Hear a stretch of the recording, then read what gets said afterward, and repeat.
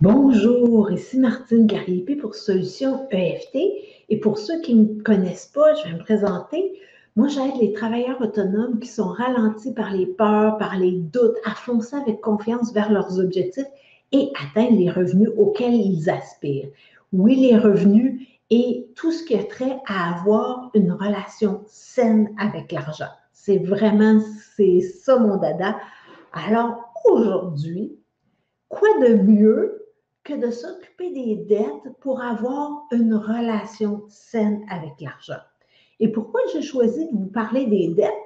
Alors, faites-moi des petits coucous quand vous êtes là, puis faites-moi des petits signes. Bien, justement, je vais au moins le mettre sur commentaire pour être sûr de voir vos commentaires. Alors, pourquoi parler des dettes?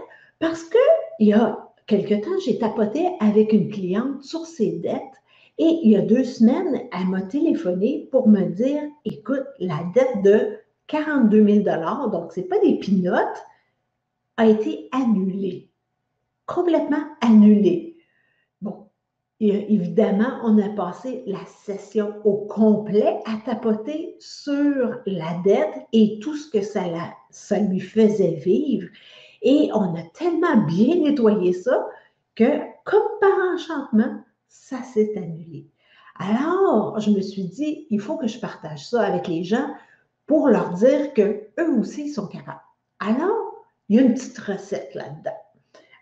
Je vais vous expliquer tout ça. Mais avant, qu'est-ce que j'entends par dette? Parce qu'il y a 2 types de dettes. Il y a les dettes qu'on considère comme des bonnes dettes. Donc, c'est une dette sur laquelle qui est considérée qu'on a un investissement, comme par exemple d'avoir une hypothèque sur une maison. Pour la plupart des gens, c'est considéré comme une bonne dette.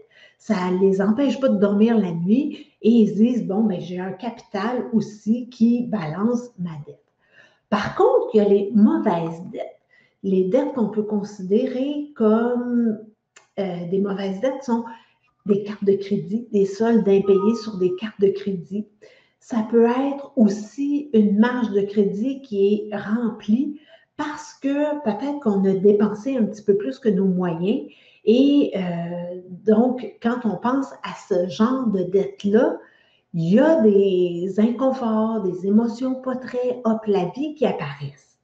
Alors, c'est ce genre de dette-là qu'on va s'occuper. Et si vous avez la chance de ne pas avoir de dette, ben oui, vous pouvez dire comme oui, yes, tant mieux, j'ai bien géré mon argent, mais observez si la simple idée d'avoir des dettes vous rend inconfortable, ça vaudrait la peine de regarder ça aussi. Alors, faites juste observer, OK, j'ai peut-être pas de dette, mais juste de penser à en avoir, ça me fait capoter. Dites-vous que ça vaut la peine de tapoter là-dessus. Alors, c'est quoi la première chose à faire quand on a des dettes et qu'on veut les éliminer? C'est logique. Il faut regarder, OK, combien j'ai de dettes. Donc, si vous avez, OK, j'en ai sur cette carte de crédit-là, puis celle-là, puis ma marge de crédit, puis vous en avez un peu partout, bien, il faut additionner tout ça pour avoir le portrait global. Parce que ce n'est pas parce que vous ignorez vos dettes qu'elles vont disparaître. Alors, je sais, c'est pas facile, c'est pas le fun, mais c'est vraiment la première étape pour les éliminer. Il faut savoir à quoi on s'attaque. Alors, on additionne tout ça. Puis là, on arrive avec notre chiffre. Puis vous pouvez l'écrire sur un morceau de papier. Puis là, vous regardez le chiffre, le montant. Et là, observez quelles sont les émotions qui sont là. Ça, c'est la deuxième étape. La première étape, on additionne. La deuxième étape, OK, qu'est-ce qui est là? Quand je regarde ma feuille de papier, là, avec le chiffre dessus, c'est quoi qui monte? Est-ce que c'est de la panique? Est-ce que c'est de la honte? Du désespoir? Du découragement? Est-ce que c'est de l'inquiétude? Est-ce que c'est de la colère? De la frustration? De la culpabilité? Faites juste observer. Et une fois que vous avez, et là, on y va, ça se peut qu'il y ait plusieurs émotions en même temps. C'est bien possible. Puis observez les sensations dans votre corps aussi. Ça serre-tu à la gorge? Ça fait-tu un point dans le dos? Qu'est-ce qui est là? Et là, observez qu'est-ce qui est là. Alors, si vous voulez me l'écrire dans les commentaires, s'il y a quelque chose, gênez-vous surtout pas. Et vraiment, il faut y aller une chose à la fois. On n'est pas dans un buffet ici.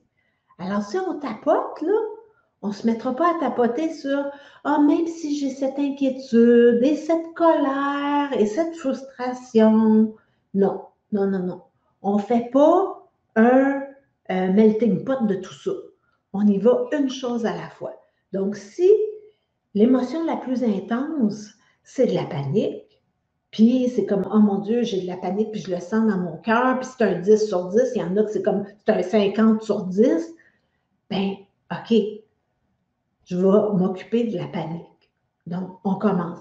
Même si je ressens cette panique dans mon cœur, je m'aime et je m'accepte comme je suis. Ou je m'aime quand même. Ou, donc, vous savez la recette, là. Même si j'ai ce problème-là, j'accepte où j'en suis aujourd'hui. Donc, on s'aime quand même. Hein? Alors, et là, on s'occupe de la panique. On fait notre ronde, puis là, c'est comme, OK, la panique, elle en est où? Ah, je suis rendue à un 7 sur 10. On... Mais il y a de la frustration aussi. OK, non, non, la frustration, je la note, je la mets de côté et je continue à m'occuper de la panique. Je suis rendue à 7 sur 10, je continue. Même si j'ai encore de la panique dans mon cœur, quand je pense à mes dettes, je m'aime et je m'accepte comme je suis. Même s'il y a encore de la panique quand je pense à mes dettes, je m'aime et je m'accepte comme je suis. Et vous y allez comme ça 3 fois et vous allez sur les points. Et là, vous réévaluez. Est-ce qu'il y a encore de la panique? Ah, c'est rendu à un 3 sur 10. Ah, mais la frustration est encore là. Correct. On s'en occupe après de la frustration. 3 sur 10, on continue à s'occuper de la panique. Même s'il reste même s'il y a un restant de panique dans mon cœur ou ailleurs, si vous le sentez ailleurs, il n'y a pas de problème. Donc, même s'il y a un restant de panique quand je pense à mes dettes, je m'aime et je m'accepte comme je suis. Même s'il y a un restant de panique quand je pense à mes dettes, je m'aime et je m'accepte comme je suis. Même s'il y a un restant de panique quand je pense à mes dettes, je m'aime et je m'accepte comme je suis. Et là, on va aux autres points. On fait tous les autres points, on fait notre ronde, on prend une bonne respiration, on regarde notre chiffre. Ah, ben, il n'y a plus de panique tout à coup. OK, la frustration tantôt, là, est-ce qu'elle est encore là? Ah oui, mais elle n'est peut-être plus un 10 comme elle était au début, elle est rendue un 7. Là, on s'attaque à la frustration. Donc, on y va une chose à la fois. C'est vraiment important. Parce que la raison pourquoi vous avez des dettes, puis que vous ne voyez pas comment vous allez vous en sortir, vous ne savez pas par où commencer, c'est parce qu'il y a toutes ces émotions-là qui bloquent le chemin entre vous et trouver des solutions. Donc, il faut vraiment libérer le chemin, donc libérer toutes les émotions que ça vous fait vivre d'avoir des dettes et de, pour avoir accès à votre créativité, à votre vision et à votre intelligence, parce que vous êtes intelligent et là, bien, ça prend un petit peu de nettoyage pour y accéder. Donc, on fait l'inventaire de nos dettes, on tapote sur les émotions, on évalue l'intensité, bien entendu, et s'il y a aussi des raisons pourquoi les dettes sont là. Parce que des fois, il peut nous être arrivé une bad luck ou quelque chose de pas le fun dans notre vie qui fait en sorte qu'on a eu des dettes. Puis là, en ce moment, justement, avec la COVID, il y a beaucoup de gens qui ont perdu leur emploi, puis ça fait que malheureusement, il a fallu qu'ils s'endettent pour s'en sortir. Alors, s'il y a un événement qui a créé la dette et que quand vous pensez à l'événement, il y a encore quelque chose, là. C'est comme, ah, je suis tellement frustrée, je suis tellement en colère. il faut s'occuper de l'événement aussi. Donc, on peut faire la technique du film aujourd'hui avec ça. Je ne ferai pas la technique du film avec vous aujourd'hui, mais c'est quelque chose que je peux faire en privé, en individuel avec vous, il n'y a pas de problème. Et donc, ça vaut la peine de vraiment nettoyer tout cet événement-là, parce que ça aussi, ça bloque à avoir votre vision, votre créativité, votre intelligence pour trouver des solutions, pour libérer tout ça. Et donc, et une autre chose aussi qui peut être là quand on a des dettes, c'est on y pense tout le temps en boucle. Pourquoi? Parce que ça se peut, je ne dis pas que c'est ça, je dis ça se peut qu'il y a une partie de vous qui se dit, ben, je devrais apprendre ma leçon. C'est de ma faute si j'ai des dettes. Est-ce que ça fait du sens? C'est un peu bizarre, là, mais c'est comme, OK, si je pense toujours à ma dette, peut-être que je vais arrêter de dépenser pour rien. Je ne sais pas. Je dis ça comme ça. Est-ce que ça fait du sens? Vous pouvez toujours texter, pas texter, mais mettre des commentaires. Gênez-vous surtout pas. Je vais prendre une petite gorgée pendant ce temps-là. Alors, donc, les émotions, les événements, et est-ce qu'il y a une partie de vous qui veut se punir d'avoir des dettes? Je sais, ça n'a pas d'allure, là, c'est un peu bizarre, mais je l'entends souvent avec mes clients qui ont des dettes, qui se disent « Ah, il faut que j'y pense encore, il faut que ça me rappelle que, mon Dieu, j'ai fait des mauvais choix. » À un moment donné, est-ce qu'on peut lâcher prise sur les mauvais choix qu'on a faits? Est-ce qu'on peut passer à autre chose? Donc, tapoter là-dessus, c'est une très bonne idée. Alors, une fois qu'on a tapoté sur tout ça, qu'on a laissé aller toutes les émotions par rapport aux dettes, les événements, et tout ça, bien, qu'est-ce qu'il faut?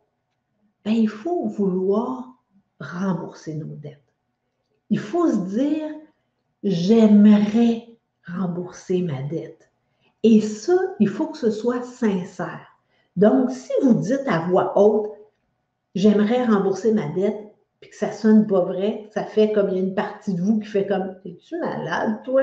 Non. Ben là, on n'est pas sorti du bois.